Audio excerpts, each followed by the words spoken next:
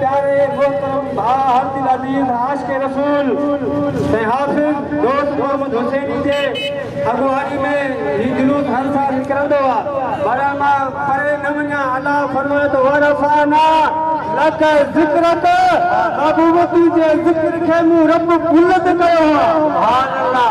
अल्लाह महबूब जे ज़िक्र खे बुलंद कयो आहे। केतिरो बुलंद कयो आहे अल्लाह जेकॾहिं आसान अचे महबूब करीम जो ज़िक्र निमाज़ महबूब करीम जो ज़िक्र महबूब दुनिया ते ज़िक्र महबूब अर्श ते वञनि त महबूब जो ज़िक्र सुन्ननि जे ज़ुबाननि ते महबूब जो ज़िक्र मलाइकनि जी ज़ुबाननि ते महबूब जो ज़िक्र अल्लाह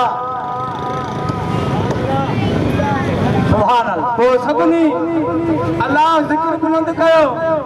दुनिया में मुफ़स्सिरन मुहद्दिसन मुफ़क्किरन सभिनी महबूब करीम जी तारीफ़ कई।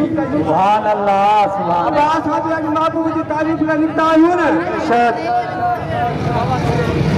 हिकिड़ो आशिक़ रसूल 15 मिंट में अॻु में हाफ़िज़ दोस्त मोहम्मद जे अल्लाह जे कामिल वली जी ॻाल्हि कई शेख सादी। सुभान अल्लाह। कंहिंखे यादि आहे कंहिंखे ॿुधो न 3 4 ॿिया सभु भॼी विया। सुभान अल्लाह।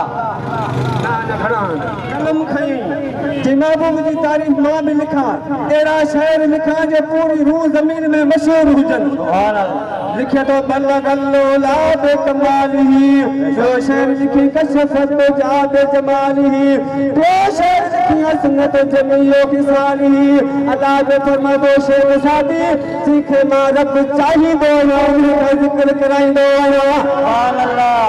चौथो शेर मिलंदड़ हुई न पहुचे सॼी रात वेही वेही सोचे सोचे चई सुबुह जो लिखंदुमि रात सुबही को निंड कयई आराम कयई सुतो महबूब जो दीदार थियो। सुभान अल्लाह। बाबू करीम सल्लल्लाहु अलैहि वसल्लम फरमायो शेर सादी शेर चया थे ॿुधाए तेरा पंहिंजे मुंह को लिखे पंहिंजे मुंह को पढ़े हर पढ़े सादी को उठे महबूब करीम जो। टे शेर चयई जंहिंमां चौथो शेर ते आयो महबूब करीम फरमायो तो शेर सादी अॻिते पढ़ महबूब अॻिते सॼी रात इंतज़ार कई न आयो मदीने वारे साईं फरमाया अॻिते जो सल्लू अलैहि व आलिही सल्लू अलैहि व आलिही महबूब करीम जो ही ज़िक्र मदीने वाले साईं सल्लल्लाहु अलैहि वसल्लम जी हदीस इज़ा ज़ुकिरतो मैया अल्लाह फरमाए महबूब जिथे मुंहिंजो ज़िक्र हूंदो उते तुंहिंजो ज़िक्र हूंदो। सुभान अल्लाह। कुरान में महबूब करीम जो ज़िक्र जाॾे काॾे मुंहिंजे महबूब करीम जो ज़िक्र आशिक़ खिलनि था ख़ुशि था थियनि। सुभान अल्लाह। बेशक आशिक़ ख़ुशि था थियनि जेके ख़ुशि न आहिनि उहे पंहिंजी टिकणी जो इलाज कराए खोपरो तेल मखी। सुभान अल्लाह। वाह सही वाह। तोखे भाग में न आहे महबूब जो ज़िक्र आहे तो तुंहिंजी नसीब जी मर्ज़ी आहे।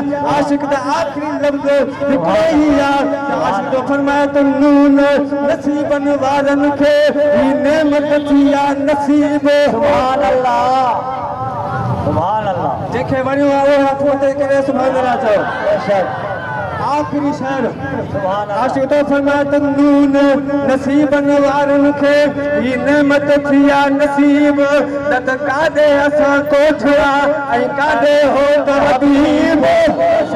ओ मिस्कीन मुबारक थई जो वीह दफ़ा ॾे वरी छो त गुलाम नबी अदा सां हुयासीं ज़ोर करीब अचण सां अजीब तुंहिंजी उम्मत आसूदी रखी। सुभान अल्लाह। वाह सही सुभान अल्लाह। सुभान अल्लाह। अल्लाहुम्मा आमीन। सभई अचरा भलाई अल्लाह सभिनी जा गुनाह माफ़। सुभान अल्लाह। नेक तमन्ना पंहिंजी बारगाह में क़बूल आमीन आमीन। मुंहिंजा मोला असांजे दिलनि में जेके बि जाइज़ मक़सद मुरादूं आहिनि पंहिंजी बारगाह में क़बूल आमीन।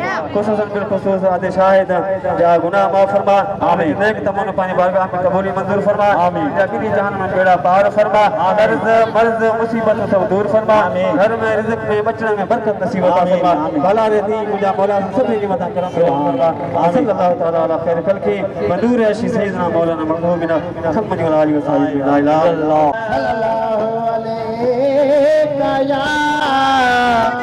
या रसूल अल्लाह